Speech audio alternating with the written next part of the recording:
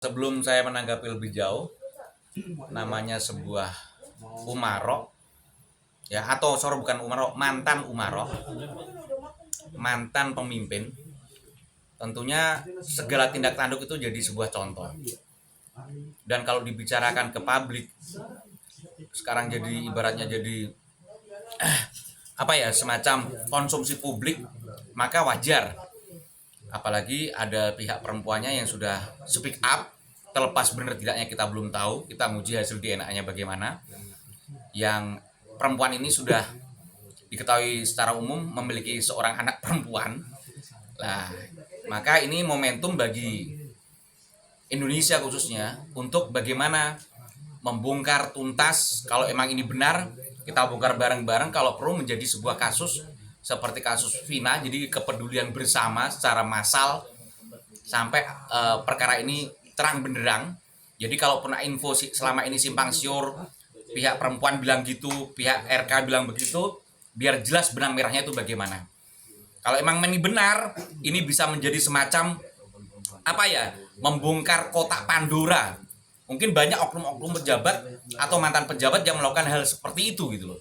Mungkin menggunakan uang negara. Tapi kalau tidak benar, maka perempuannya itu kita hukum secara sosial juga rame-rame. Maka di zaman yang sekarang ini kan ada namanya tes DNA. Tes DNA kan ilmu eksakta, 1 tambah 1 2, nggak mungkin ketuker. Nah kalau emang ini ya udah kita kawal tes DNA bagaimana. Dulu di zamannya Nabi Sulaiman, di zamannya Nabi Daud dan Sulaiman, ada 2 orang perempuan itu yang mengklaim memiliki anak, jadi berebut anak. Oke.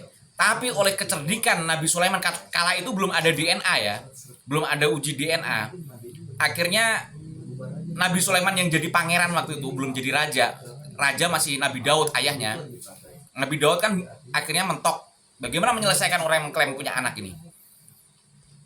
Dengan kecerdasannya Nabi Sulaiman bin Daud alaihi salam yang diabadikan di Quran, Sulaiman itu memiliki kejeniusan, kecerdasan luar biasa. Akhirnya Nabi Sulaiman itu menghunus pedang. Ya udah kalau semua mengaku anak ini adalah anak kalian, dua ibu ini, maka sudah anaknya bawa saya mau dibunuh. Akhirnya salah satu perempuan itu, ya udah saya relakan itu bukan anak saya. Nabi Sulaiman dengan kecerdasannya justru mengatakan ibu yang tidak tega itulah yang mundur mengaku bukan ibu kandungnya, itulah justru ya itu adalah ibu kandungnya. Karena nggak mungkin seorang ibu kandung tega anaknya mau dibunuh dia nggak berkata rasanya. Lah hari ini sudah ada DNA, sudah ada uji DNA. Kenapa mesti kita nggak mendorong? Jadi kalau ada alasan harus uji DNA harus melalui izin aparat atau apa, saya kira kok nggak make sense gitu loh. Walaupun mungkin nanti ada korelasinya dengan kalau udah ada yang melaporkan segala macam, otomatis kan perlu ada pembuktian, dan salah satu pembuktiannya itu adalah uji DNA. Jadi kalau bisa dihadiri bareng-bareng karena ini udah konsumsi publik. Ingat bahwa RK ini sudah jadi pejabat publik, sudah jadi public figure, maka harus mempertanggungjawabkan. Adapun kemarin banyak yang mengatakan pada saya, kok tambah mesra dengan pasangannya sampai maaf ke tanah suci gitu kan. Ada berita itu kan? Iya nggak? Nah, kadang-kadang kan kita hal-hal seperti ini kayak mungkin kita nggak ngomong RK ya, kayak kadang-kadang koruptor seolah-olah untuk membersihkan dosanya itu tanpa menyelesaikan kasusnya dia ke tanah suci, seolah-olah itu tanah suci jadi semacam, kalau istilah uang itu money laundry gitu loh. Kalau ini lebih tepatnya sins laundry ya, cuci dosa. Harusnya buat diselesaikan dulu gitu loh. Jangan menjadi sebuah tanah suci itu menjadi sebuah kayak permainan gitu loh. Nah, ya, adapun anak ini, bagaimanapun ini anak sudah lahir, seorang perempuan yang statusnya tentunya ya kita harus peduli, kasihan anak ini. Mau dia menggunakan hukum apapun, entah hukum Islam, hukum negara, tetap anak ini harus kita tolong bareng-bareng karena anak ini nggak punya dosa apa-apa.